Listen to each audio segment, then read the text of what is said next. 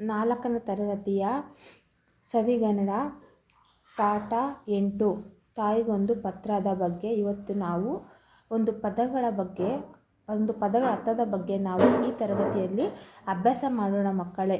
ನಾವು ಇಂದಿನ ತರಗತಿಯಲ್ಲಿ ದೊಡ್ಡವರು ಯಾರು ಇಂದಿನ ಪಾಠದ ಬಗ್ಗೆ ನಾವು ಒಂದು ಪದಗಳ ಅರ್ಥದ ಬಗ್ಗೆ ನಾವು ತಿಳಿದುಕೊಂಡಿದ್ದೇವೆ ಮಕ್ಕಳೇ. ಇವತ್ತು ಅದರ ಒಂದು ಮುಂದಿನ ಪಾಠವಾದಂಥ ಒಂದು ತಾಯಿಗೊಂದು ಪತ್ರ ಒಂದು ಪದಗಳ ಅರ್ಥದ ಬಗ್ಗೆ ನಾವು ಈ ತರಗತಿಯಲ್ಲಿ ಅಭ್ಯಾಸ ಮಾಡೋಣ. ಪದಗಳ ಅರ್ಥ: ಸಮಾಚಾರ ಅಂತಂದರೆ ವಿಷಯ, ಸಂಗತಿ ಅಂತ ಕರಿತೀವಿ. ಸಮಾಚಾರ ಅಂತಂದರೆ ನಾವು ಮಾಮೂಲಾಗೆ ನಾವು ಪ್ರಾಕ್ಟಿಕಲಾಗಿ ಮಾತಾಡ್ಬೇಕಾದ್ರೆ ಏನು ವಿಷಯ ಅಂತ ಕೇಳ್ತೀವಲ್ಲ, ಅದೇ ಥರ ಸಮಾಚಾರ ಮ್ಯಾಟರ್ ಅಂತ ಅಂತೀವಿ, ವಿಷಯ ಅಂತೀವಿ, ಸಂಗತಿ ಅಂತೀವಿ.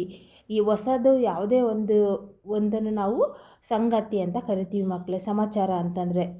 ಅದೇ ರೀತಿಯಲ್ಲಿ ಶಬ್ದಚಿತ್ರ ಅಂತಂದರೆ ನಿಶ್ಚಲವಾದ ಚಿತ್ರ, ಶಬ್ದಚಿತ್ರ ಅಂತ ಕರಿತೀವಿ. ಆಕೃತಿ. ತಂಡ ಅಂದರೆ ಗುಂಪು ಅಂತಂದರೆ ಒಂದು ಕಡೆ ಎಲ್ಲರೂ ಸೇರಿರುವುದನ್ನು ನಾವು ಗುಂಪು ಅಂದರೆ ತಂಡವಾಗಿ ಎಲ್ಲರೂ ಒಂದೇ ಕಡೆ ಸೇರಿರುವುದನ್ನು ನಾವು ಗುಂಪು ಅಂತ ಕರಿತೀವಿ. ಸಮೂಹ ಅಂತಂದರೆ ಸಮೂಹ ಅಂತ ಕರಿತೀವಿ, ಗುಂಪು ಅಂತ ಕರಿತೀವಿ, ಜನಸಂದಣಿ ಅಂತ ಕರಿತೀವಿ. ಆಯಿತಾ? ಅದೇ ರೀತಿಯಲ್ಲಿ ಧ್ವನಿ ಅಂತಂದರೆ ದನಿ, ಸ್ವರ. ನಮ್ಮ ಧ್ವನಿ, ನಾವು ಮಾತನಾಡುವಂಥ ಒಂದು ಶಬ್ದಕ್ಕೆ ನಾವು ಧ್ವನಿ ಅಂತ ಕರಿತೀವಿ. ನಾವು ಧ್ವನಿಯಲ್ಲಿ ನಾವು ಏರಿಳಿತ ಕಾಣ್ತೀವಿ. ನಾವು ಜೋರಾಗಿ ಮಾತನಾಡಿದಾಗ ಅವಾಗ ಏನಾಗುತ್ತೆ, ನಮ್ಮ ಧ್ವನಿ ಏರಾಗುತ್ತೆ, ಹೆಚ್ಚು ಆಗುತ್ತೆ. ನಮ್ಮ ಧ್ವನಿ ನಾವು ಉಚ್ಚಾರಣೆ ಮಾಡಿದಲ್ಲಿ ನಾವು ಕಮ್ಮಿ ಮಾಡಿದಾಗ ನಮ್ಮ ಧ್ವನಿ ಏನಾಗುತ್ತೆ, ನಾವು ಮಾತನಾಡುವಾಗ ನಮ್ಮ ಧ್ವನಿ ವಾಯ್ಸ್ ಏನಾಗುತ್ತೆ, ಅವಾಗ ಸ್ವರ ಕಮ್ಮಿ ಕೇಳಿಸುತ್ತೆ, ಆವಾಗ ನಾವು ಧ್ವನಿ ಅಂತೀವಿ.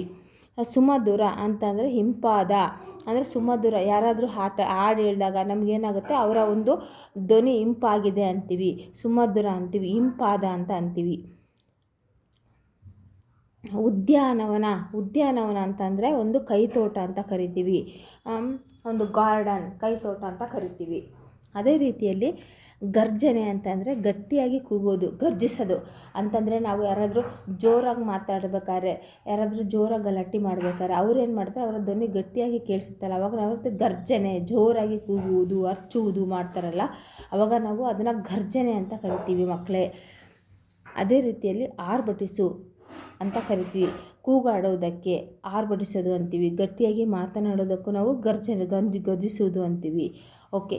ಶೇಂಗಾ ಅಂತಂದರೆ ಕಡಲೆಕಾಯಿ. ಶೇಂಗಾ ಅಂತಂದರೆ ನಾವು ಕಡಲೆಕಾಯಿ ಅಂತ ಕರಿತೀವಿ.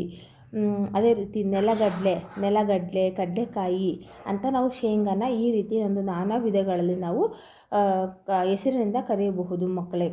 ಅದೇ ರೀತಿಯಲ್ಲಿ ಟಿಪ್ಪಣಿ ಬಗ್ಗೆ ನಾವು ನೋಡೋಣ.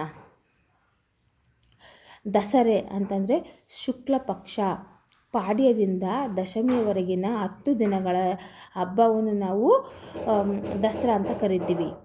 ಅಂಬಾರಿ ಆನೆಯ ಮೇಲೆ ಕುಳಿತುಕೊಳ್ಳಲು ಹಾಕುವಂಥ ಮಂಟಪದಂತಹ ಒಂದು ಭದ್ರಾಸನ ಅಂತ ಕರಿತೀವಿ, ಅಂಬಾರಿ. ಅದೇ ರೀತಿಯಲ್ಲಿ ಪಂಜು ಅಂತಂದರೆ ಕೋಲಿಗೆ ದಪ್ಪ ಬಟ್ಟೆ ಸುತ್ತಿ ಎಣ್ಣೆ ಅಥವಾ ತುಪ್ಪ ಸುರಿದು ಉರಿಯುವಂಥ ದೀಪವನ್ನು ನಾವು ಪಂಜು ಅಂತ ಕರಿತೀವಿ.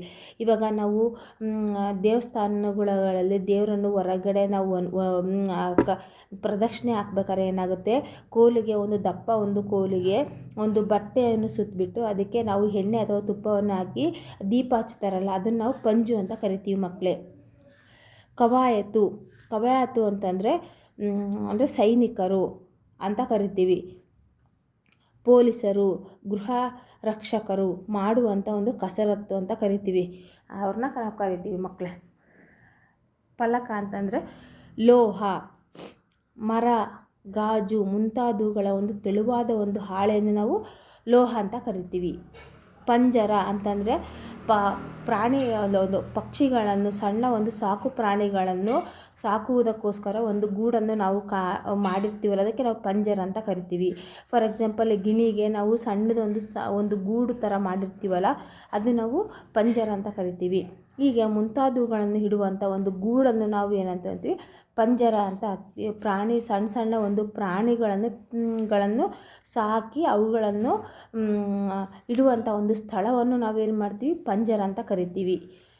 ಈ ಒಂದು ನಿಮಗೆ ಒಂದು ಕ್ಲಾಸ್ ಇಷ್ಟವಾದಲ್ಲಿ, ತಾಯಿ ಒಂದು ಪತ್ರ, ಒಂದು ಪದಗಳ ಕ್ಲಾಸ್ ಇಷ್ಟವಾದಲ್ಲಿ ಕನ್ನಡ ಫಾರ್ ಲಿಟಲ್ ಸ್ಟಾರ್ಸನ್ನು ಲೈಕ್ ಮಾಡಿ, ಶೇರ್ ಮಾಡಿ, ಮೇಲೆ ಕಾಣುವಂಥ ಬೆಲ್ ಐಕಾನನ್ನು ಪ್ಲೀಸ್ ತಪ್ಪದೆ ಸಬ್ಸ್ಕ್ರೈಬ್ ಮಾಡಿ. ಧನ್ಯವಾದಗಳು.